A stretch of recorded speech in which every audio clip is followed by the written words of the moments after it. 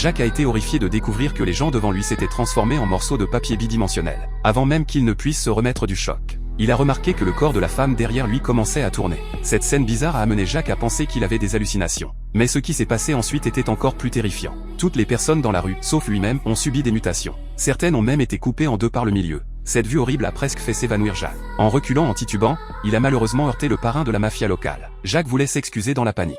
Mais avant même qu'il ne puisse parler, il a découvert que le parrain s'était transformé en robot. Par réflexe, Jacques lui a donné une gifle. Le parrain, furieux à l'extrême, a immédiatement ordonné à ses hommes d'emmener Jacques dans un coin isolé. Cependant, au moment où Jacques était sur le point de payer un lourd tribut, une phrase qu'il a dite par inadvertance a fait suer à grosses gouttes le parrain. Jacques a révélé un secret enfoui au plus profond de lui depuis plus de 30 ans. À ce moment-là, il était à la fois nerveux et excité. Il a immédiatement demandé à Jacques comment il avait appris ce secret. Mais Jacques n'a pas parlé et s'est couvert les yeux avec les mains. En fait, Jacques avait accidentellement acquis un super pouvoir lui permettant de voir l'apparence de l'âme profonde des gens. À ce moment-là, le parrain s'est retransformé en robot. Mais à l'intérieur du robot se cachait un petit garçon. Après avoir continué à utiliser son pouvoir, Jacques a vu les souvenirs du parrain. Il s'est avéré que dans son enfance, il avait accidentellement blessé son propre frère avec une faucille. Cela était devenu une ombre sur toute sa vie. Après que Jacques l'ait aidé à se libérer de son traumatisme psychologique, le robot a commencé à se décomposer sans cesse. Très vite, il a retrouvé son apparence humaine. Mais les choses vraiment terrifiantes ne faisaient que commencer. Le lendemain matin, Jacques a découvert une anomalie sur son bras. Le bras mécanique du parrain était apparu sur son propre corps. Paniqué à l'extrême,